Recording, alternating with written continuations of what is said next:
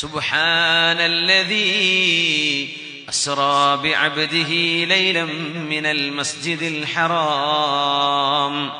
വിശുദ്ധമായ ഉമ്മുൽ ഖുറ, ഗ്രാമങ്ങളുടെ ഉമ്മയാണെന്ന് ഖുർആൻ പറഞ്ഞ നഗരങ്ങളുടെ ഉമ്മയായ മക്കയിൽ നിന്ന്, വിശുദ്ധമായ കഅബാലയത്തിന്റെ അരികത്ത് നിന്ന് സയ്യിദുനാ ഇബ്രാഹിം അലൈഹിസ്സലാമും മകൻ ഇസ്മായിൽ നബിയും പടുത്തുയർത്തിയ കഅബാലയത്തിൽ നിന്ന്, അൽ മസ്ജിദുൽ ഹറാമിൽ നിന്ന് എവിടെയോ അകലങ്ങളിൽ കിടക്കുന്ന മിനിമം 2000-നടുത്ത് കിലോമീറ്റർ അകലത്ത് കിടക്കുന്ന മസ്ജിദുൽ അഖ്സയിലേക്ക്, ജെറൂസലേം, അന്ന് അതിന്റെ പേര് ഈലിയ എന്നാണ്, ഈലിയയിലെ അൽ മസ്ജിദുൽ അഖ്സയിലേക്ക് അള്ളാഹുവിന്റെ റസൂലിനെ കൊണ്ടുപോകുന്നു.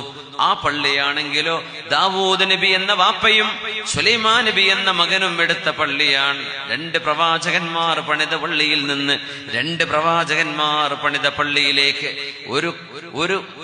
ഒരു ഖിബ്ലയിൽ നിന്ന് അടുത്തൊരു ഖിബ്ലയിലേക്ക് റസൂലുള്ളാഹി സ്വല്ലല്ലാഹു അലൈഹി വസല്ലമ തങ്ങളെ രാത്രിയിലെ ഒരൽപ്പസമയം കൊണ്ട് കൊണ്ടുപോയ അല്ലാഹു പരിശുദ്ധനാണ്. അല്ലാഹുവിനെ പറ്റി മനസ്സിലാക്കുന്നില്ലേ? മനുഷ്യർക്ക് ചിന്തിക്കാൻ കഴിയാത്ത വേഗതയിലാണ് ഈ യാത്ര. സൂര്യപ്രകാശം ഒന്നുമല്ല. സൂര്യപ്രകാശമാണെങ്കിൽ പിന്നെ ഒരു നക്ഷത്രത്തിന് എത്തൂല, അതിന് 4 കൊല്ലം എടുക്കൂലേ? ഞങ്ങളെ രാത്രി തിരിച്ചു വന്നില്ലേ?